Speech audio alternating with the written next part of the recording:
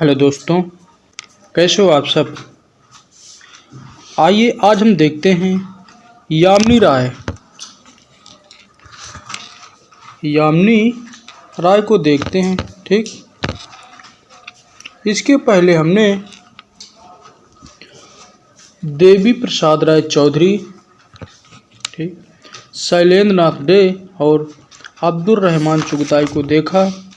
आज देखते हैं यामिनी राय।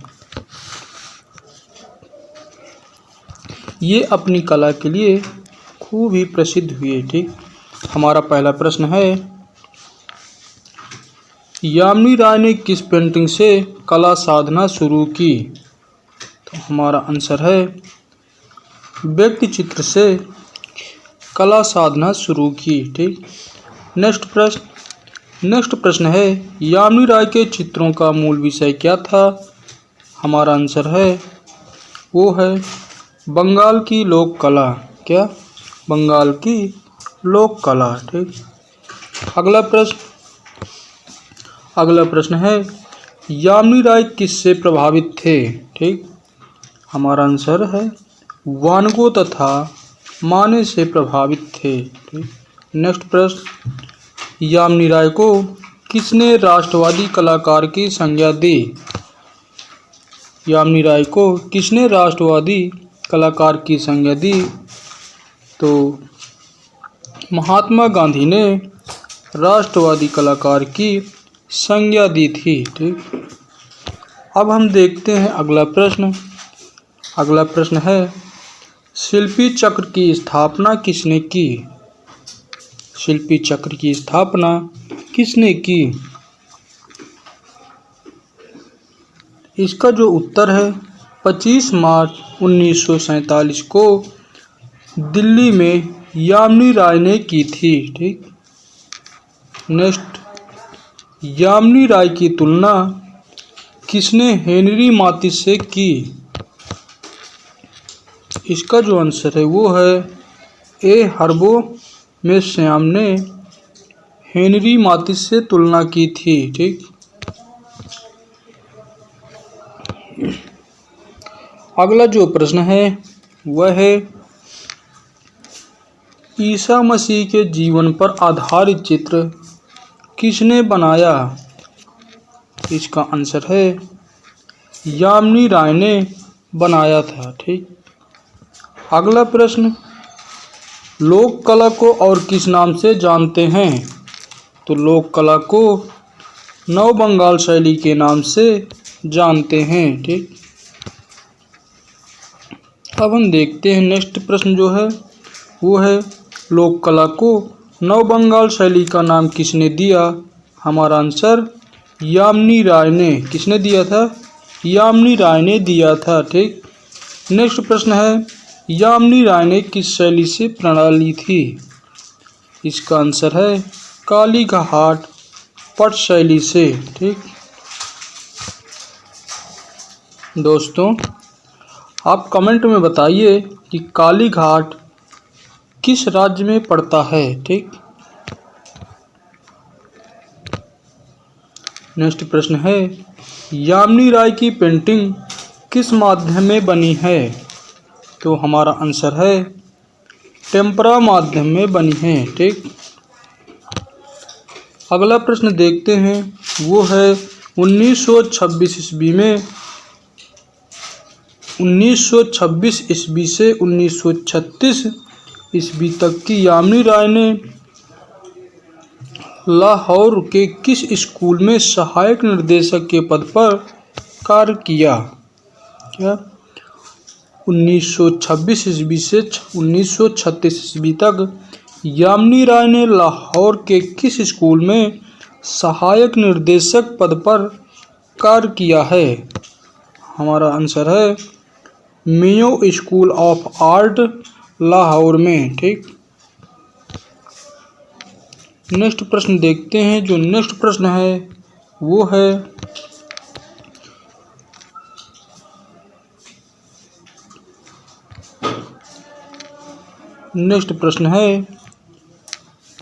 यामिनी राय की 1950 ईस्वी में प्रदर्शनी न्यूयॉर्क में कहाँ हुई थी? तो इसका आंसर था एससीए गैलरी न्यूयॉर्क में। कहाँ? एससीए गैलरी न्यूयॉर्क में। ठीक, आइए नेक्स्ट प्रश्न है।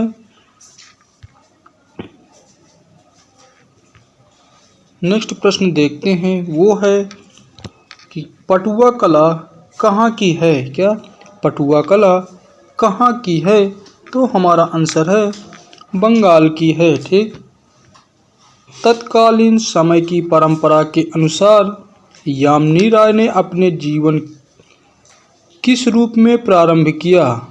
तो हमारा आंसर फैशनेबल कलाकार एक के रूप में प्रारंभ किया था। ठीक,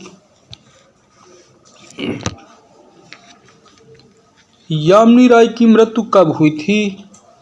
तो इसका आंसर 85 वर्ष की अवस्था में अर्थात 1972 ईस्वी में कलकत्ता में हुई थी। ठीक, इसी तरह विभिन्न आर्टिस्टों के संबंध में जानकारी हम थोड़ा थोड़ा करके देते रहेंगे, आप हमारे साथ जुड़े रहिए। ठीक, आइए अगले जो आर्टिस्ट देखते हैं वो हैं अमृता शेरगिल। ठीक, क्या? अमृता शेरगिल। ठीक, इनका जो समय था वो है 1913 से 1941 तक। ठीक, ये प्रथम भारतीय महिला चित्रकार के रूप में प्रसिद्ध थी। ठीक, कौन? अमृता शेरगिल। ठीक, अमृता शेरगिल का जीवन काल कितने वर्षों का रहा या कितने वर्षों का था? तो 28 वर्ष का था। ठीक, अमृता शेरगिल की मृत्यु कहाँ हुई थी? तो हमारा आंसर है 1941 में लाहौर में हुई थी। ठीक, नेक्स्ट प्रश्न, अमृता शेरगिल की मां का क्या नाम था?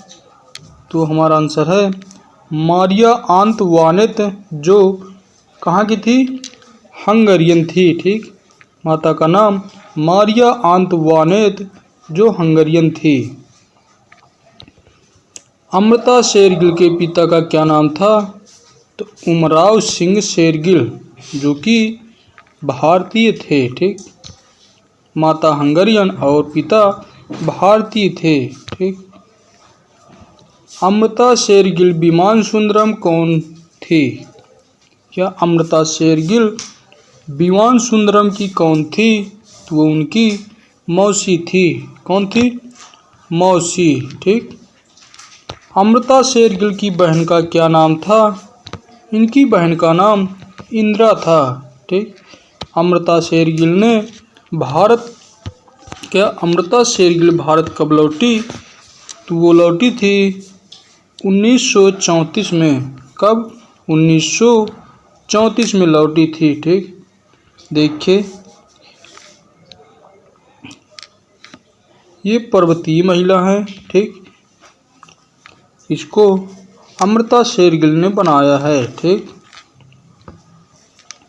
आइए अब देखते हैं अगला प्रश्न जो है वो है अमृता शेरगिल भारत में कहाँ रही? तो कहाँ रही थी? समर हिल शिमला में। ठीक, समर हिल शिमला में रही। ठीक, अब देखो कि अमृता शेरगिल किसके चित्रों से प्रभावित थी? तो वो पॉल गौग की तेहती कला से वो अधिक प्रभावित थी। किसने कहा कला का संबंध आत्मा से है?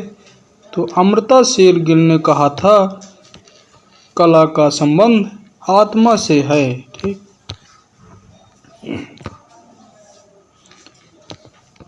देखिए कलाकार के रूप में अमृता शेरगिल की कर्म भूमि क्या थी?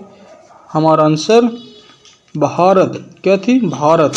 अमृता शेरगिल के किस चित्र पर पॉल गौग का प्रभाव पड़ा? तो पड़ा था अछूत बालिका बालिका वधू। ठीक।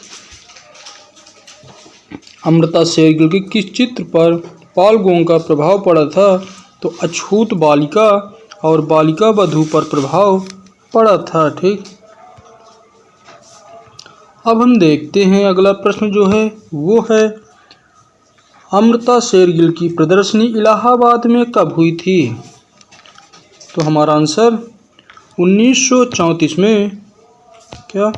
1934 ईस्वी उत्तर मध्य सांस्कृतिक केंद्र में इनकी पेंटिंग आनंद कुमार स्वामी ने खरीदी थी। ठीक। इनकी जो पेंटिंग की प्रदर्शनी हुई थी वो इलाहाबाद में हुई थी 1934 में, और इस पेंटिंग को आनंद कुमार स्वामी ने खरीदा था। ठीक। अमृता शेरगिल की जो माता थी वो कौन थी? वो ओपेरा की प्रसिद्ध कलाकार थी। ठीक। कौन थी? ओपेरा की प्रसिद्ध कलाकार थी। अमृता शेरगिल के कार्य को किसने प्रोत्साहित किया? तो यामिनी राय ने प्रोत्साहित किया था। अमृता शेरगिल के चित्रों पर किसकी झलक दिखाई देती है? तो विषाद की झलक दिखाई देती है। अमृता शेरगिल किसको सर्वोच्च कलाकार मानती थी? तो हमारा आंसर दोस्तोयेवस्की को सर्वोच्च कलाकार के रूप में मानती थी। ठीक। नेक्स्ट प्रश्न है, अमृता शेरगिल ने चित्रकला की शिक्षा कहाँ पाई थी? तो हमारा आंसर है पेरिस में चित्रकला की शिक्षा पाई थी। ठीक। भारत का कौन सा प्रसिद्ध चित्रकार गोरखपुर से जुड़ा था? तो अमृता शेरगिल गोरखपुर से जुड़ी थी। ठीक। अमृता शेरगिल के भारत आगमन पर उन पर किस कला का प्रभाव पड़ा है? तो हमारा आंसर है अजंता के चित्रों का प्रभाव पड़ा। ठीक। अब हम देखते हैं अगला प्रश्न जो है वो है कि दिल्ली में प्रदर्शनी के दौरान उनकी भेंट किससे हुई थी? तो उनकी भेंट पंडित जवाहरलाल नेहरू से हुई थी। ठीक। बम्बई के किस होटल में उन्होंने चित्रों की प्रदर्शनी की? तो चित्रों की प्रदर्शनी बम्बई के ताज होटल में की थी। ठीक। अब देखते हैं कि अजंता की यात्रा उन्होंने कब की? तो अजंता की यात्रा उन्होंने 1936 में की थी। अमृता शेरगिल अपने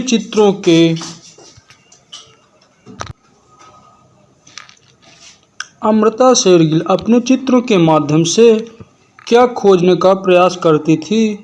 तो अपने चित्रों के माध्यम से जो खोजती थी वो है भारत की अंतरात्मा को खोजने का प्रयास करती थी। ठीक। दोस्तों, आज हम इतना ही देखते हैं। अब मिलते हैं नए चैप्टर में नए कलाकार के साथ। ठीक। आप हमारे चैनल को विजिट कीजिए, चैनल पर विजिट कीजिए और इसी तरह नए नए कलाकारों के बारे में अध्ययन करते रहिए। मैं एक एक कलाकार को डेली बताता रहूँगा। ठीक। Okay, thanks.